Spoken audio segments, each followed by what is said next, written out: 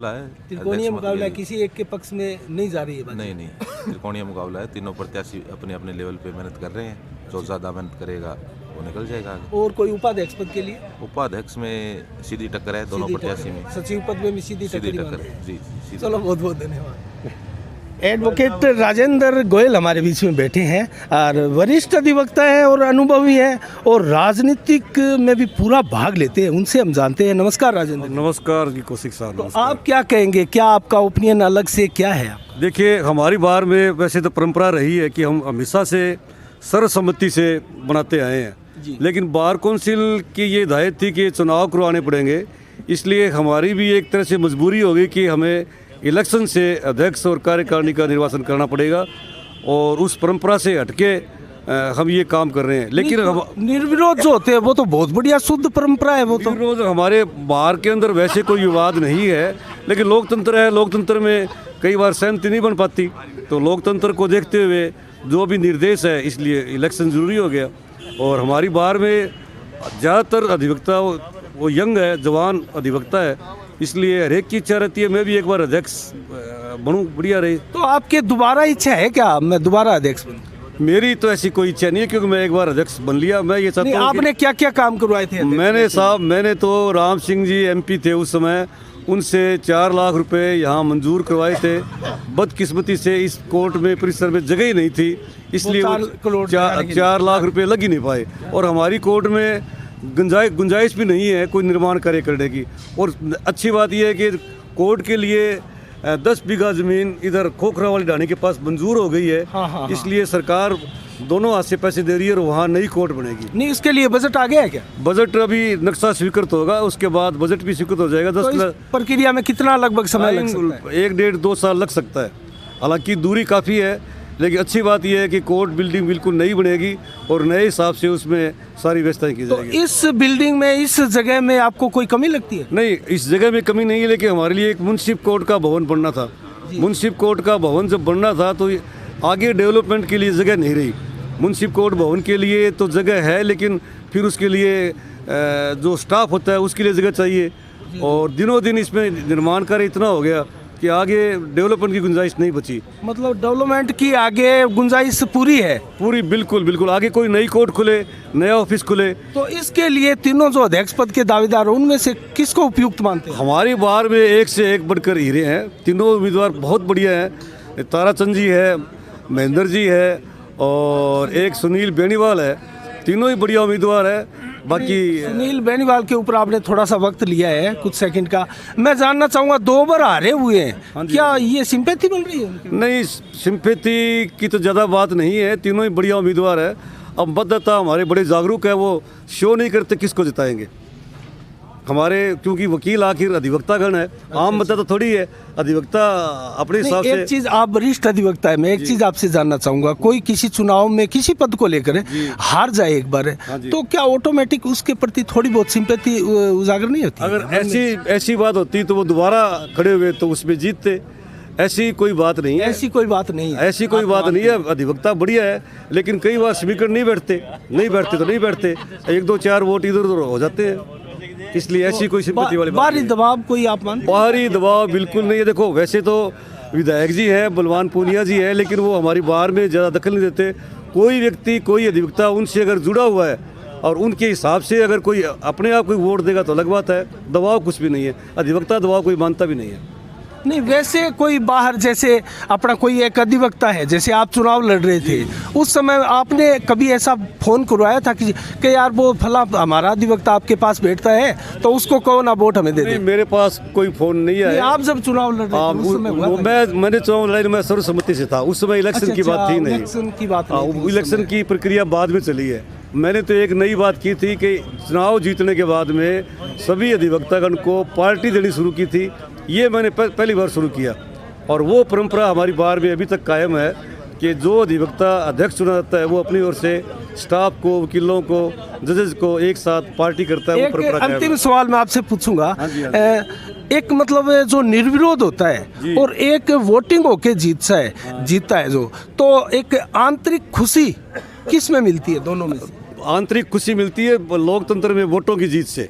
वोटों की जीत जीत ये से मानते हैं ना आप? बिल्कुल, तो बिल्कुल। अपनी जो निर्विरोध जीत हुई थी उसको आप इतना ज्यादा महत्व नहीं, उस समय परंपरा थी, वो परंपरा थी, बढ़िया परंपरा थी। अब लोकतंत्र में तो फिर आप दोबारा ताल क्यों नहीं ठोकते? ताल, मैं अब चाहता हूँ कि नए अधिवक्ता को मौका मिले, हम ही बनते रहेंगे फिर। लेकिन ये टीज है नहीं, ऐसा कुछ भी नहीं है, ऐसा कुछ भी नहीं है। हम चाहते हैं कि हमारी बार में 90% अधिवक्ता यंग है, तो हम कब तक यूँ करते रहेंगे, हम करते रहेंगे। अच्छा, जिनको मौका- पिछली बार वकील जी 127 वोट थे संभवतः मेरे नॉलेज से, और इस बार 140 से ऊपर हो गए हैं। तो ये जो बढ़ते जा रहे हैं वोट, इससे एक प्रकार से प्रतिस्पर्धा का दौर भी चल रहा है एक प्रकार से। तो ये आप कहाँ ऐसा है कौशिक साहब, प्रतिस्पर्धा तो जब चुनाव नाम ही प्रतिस्पर्धा का है, और प्रतिस्पर्धा नहीं तो चुनाव लड़ने का मजा भी नहीं आए। लेकिन हमारी बार में एक खास बात यह है कि प्रतिस्पर्धा के बावजूद जीत जाए कोई, हार जाए कोई, आपस में बैर भाव नहीं होता।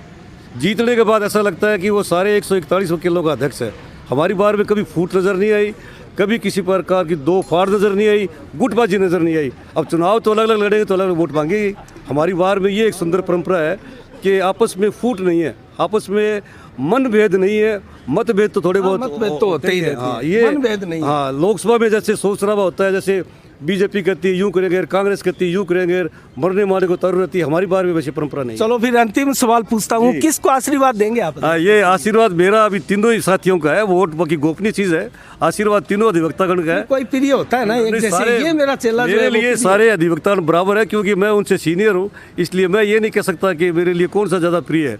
चलो आपसे यही उम्मीद थी। हाँ, धन्यवाद धन्यवाद। तो दोस्तों, ये ताराचंद जी से हमने बात कर ली, यहाँ ताराचंद जी भी खड़े हैं। तो दोस्तों, जिस प्रकार की हमें ओपिनियन अधिवक्ताओं से मिला है, तो उससे शेष यही है, इस बार त्रिकोणीय मुकाबला बताया जा रहा है। कोई भी अधिवक्ता, चाहे वो सीनियर हो या जूनियर हो, दोस्तों ये कहने के लिए तैयार नहीं है कि वो उसके पक्ष में है, उसको आशीर्वाद दे रहे हैं, या वो जीत रहे हैं, या दो आमने सामने की टक्कर है। त्रिकोणीय टक्कर यहाँ अमूमन हमें देखने को मिली है और बताया जा रहा है। तो दोस्तों, इसमें कितना दम है, क्या है, हमने काफ़ी अधिवक्ताओं से भी बात भी की है और समस्याओं को भी जाना है। और बहुत से अधिवक्ता जो है, रविंद्र मोरसरा जी ने बहुत अच्छी बात बताई। और दोस्तों, किस प्रकार की समस्याएं यहाँ कोर्ट में है, उसके प्रति जो है वकीलों ने अपना अपना ओपिनियन दिया है। हम जानना चाहेंगे, एक दो और भी वकील अधिवक्ता वरिष्ठ हमें दिखाई दे रहे हैं, भूप सिंह जी भी हमें दिखाई दे रहे हैं। भूप सिंह जी का ओपिनियन हम ज़रूर लेंगे और उसके बाद में ही इस कवरेज को जो है विराम देंगे। तो दोस्तों, वरिष्ठ अधिवक्ता है भूप सिंह जी बेनीवाल। नमस्कार। नमस्ते जी, नमस्ते। सुनाइए, क्या हाल है? किसको आशीर्वाद देंगे आप ओहो। अध्यक्ष पद के लिए? ऐसा है साहब कि हम तो पुराने टाइम के वकील हैं। मैं सन 1967 से बांद्रा में वकालत कर रहा हूँ। जी जी। और मैंने तो बांद्रा की महान हस्तियाँ अब हमारे बीच में नहीं रहे, पंडित जमनलाल जी जी शर्मा, जी जी जी। आपने नाम सुना होगा, हाँ देखा हाँ, नहीं? जरूर सुना है। मूलचंद जी राजवंशी जी जी जी। बहुत बढ़िया वकील थे और बड़े सीनियर वकील थे, बड़े इंटेलिजेंट थे। और बांद्रा में पार्टी पॉलिटिक्स में भी उन्हीं का चलता था। जी जी। एक पार्टी मूलचंद जी की होती थी और एक पंडित जमनलाल जी की होती थी। और मूलचंद जी चेयरमैन बने, पंडित जमनलाल जी भी चेयरमैन बने और उनके साथी भी बने। थोड़े वकील थे, बार का अध्यक्ष बैठ के ही बना देते थे और करीब करीब मुझे ही बनाते थे। जी जी। हैं, मैं बहुत साल तक बार का अध्यक्ष रहा। और इस बार में हम जब आए थे तो कुछ भी नहीं था, चार दीवारी तो क्या, कोई कुछ भी नहीं था यहाँ। ये जो नीम है, इतनी जांटियाँ थी जी। और गायें बैठी रहती थी यहाँ पर, और नए वकीलों के बैठने की जगह थी, नए कुछ और थी। ये धीरे धीरे ये एक बहुत लंबी दास्तान है।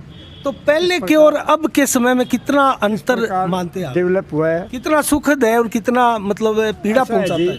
ऐसा है कि अब संख्या बढ़ गई, संख्या बढ़ गई तो देखो मतभेद भी बढ़ेंगे, विचार भी अलग अलग रहेंगे।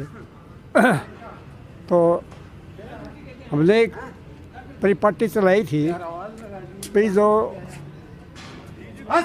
सीनियर मोस्ट है ना वो बढ़ता जाए, बन गया वो दोबारा नहीं बढ़ेगा और बाकी बढ़ते जाए। तो फिर कुछ लोगों ने एतराज़ किया कि नहीं चुनाव कराएंगे। ये 10 साल से चुनाव शुरू हुए हैं। चुनाव शुरू हो रहे हैं। पहले नहीं होते थे हमारे यहाँ चुनाव। पहले तो निर्विरोध ही होते थे। हाँ, पहले निर्विरोध होते थे। वो परिपाटी बना रखी थी, बीच जिसका नंबर आए वो अध्यक्ष बन जाना।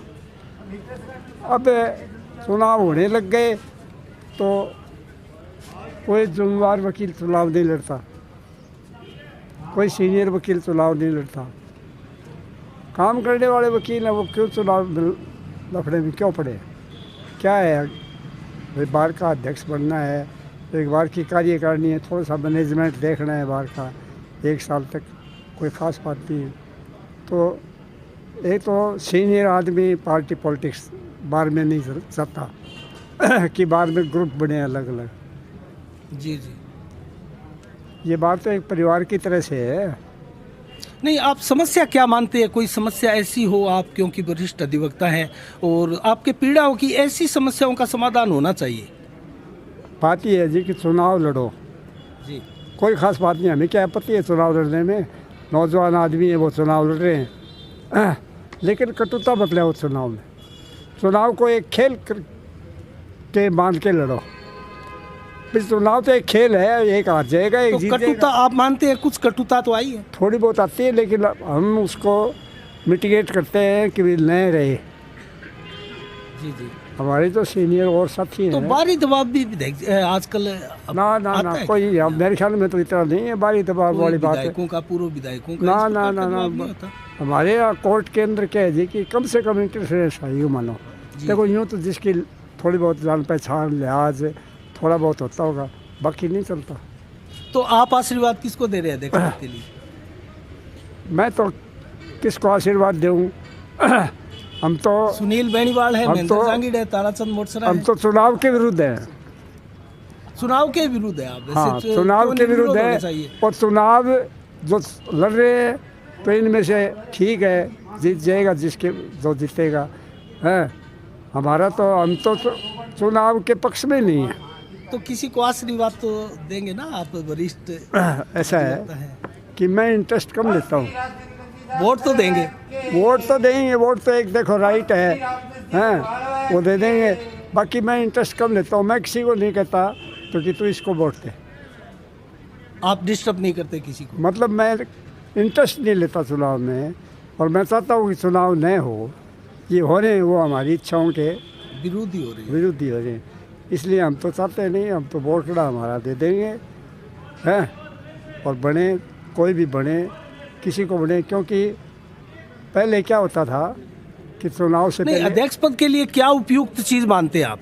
अध्यक्ष पद के लिए उपयुक्त तो यूँ है जी कि सारे वकील हैं, सब LLB पास है, वकालत कर रहे हैं, जुम्मेवार आदमी हैं सारे के सारे, और भावी पीढ़ी है और कल को इन्हीं को बनना है जो कुछ बनना है। जी जी। हम लोग थोड़ी रहेंगे। मैं तो 79 का हो गया, तो यही रहेंगे, इन्हीं को भविष्य तय करना है और यही बार का भविष्य है। ये लोग ही करेंगे, जो कुछ करेंगे सो करेंगे। हम तो देखते हैं और ठीक है। ये चाहते हैं भाई बार में चुनाव लड़ो, एक खेल की तरह से लड़ो, कटुता मत लो, पार्टी ग्रुप मत बढ़ाओ बार में, और बार की एकता जो है वो कायम रहो। बार बहुत बड़ी चीज़ है साहब, बार में बड़ी ताकत होती है। हम यहाँ एक रिप्रेजेंट करते हैं पूरी तहसील को। जी जी। यहाँ तहसील के पूरे लोग एक आशा लेकर आते हैं वकीलों के पास कि हमारी समस्या हल हो जाएगी, हम फला वकील से राय लेंगे, हम कानूनी कार्रवाई कर देंगे। गुंडे बदमाशों को भय है अदालत का। जी जी, एकदम ये बिल्कुल है। अदालत का अगर भय नहीं हो तो आप क्या मान लो तेल का मच जाए, जी सही बात है। और आपको और हमको जीने नहीं दे लोग। तो ये कोर्ट ही हैं, और कोर्ट का वकीलों का एक डेकोरम है, वो डेकोरम मेंटेन रहना चाहिए। हमारे जजीज भी हैं, वो भी हमारे साथी हैं। जज बार और बेंच का मतलब यूँ मान लो एक ही सिक्के के दो पहलू हैं।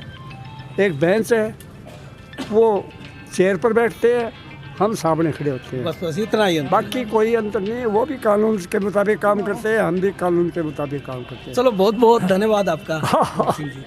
तो बहुत अच्छी बातें हमें भूप सिंह जी ने बताई दोस्तों, और एक पीड़ा भी उन्होंने अपनी दर्शाई है कि चुनाव नहीं होने चाहिए, कूटता नहीं आनी चाहिए। जिस प्रकार की कूटताएँ इस बार जो है आने लगी हैं हर चुनाव में, और बारसम के चुनाव में भी दोस्तों इस प्रकार की कूटता थोड़ी बहुत होती है। और भूप सिंह जी ने तो एक प्रकार से विरोध ही किया है, ये चुनाव भी नहीं होने चाहिए, निर्विरोध ही सारी प्रक्रियाएं होनी चाहिए। और दोस्तों इसी के साथ हम जो आज कवरेज की है दोस्तों, आपको कैसी लगी बारसम की, और वरिष्ठ अधिवक्ताओं से, नए अधिवक्ताओं से हमने विचार भी जाने। और दोस्तों 24 दिसंबर को चुनाव होने जा रहे हैं बारसम के, और उसमें क्या रहता है और देखते हैं, हमारी नज़रें लगातार बनी रहेगी।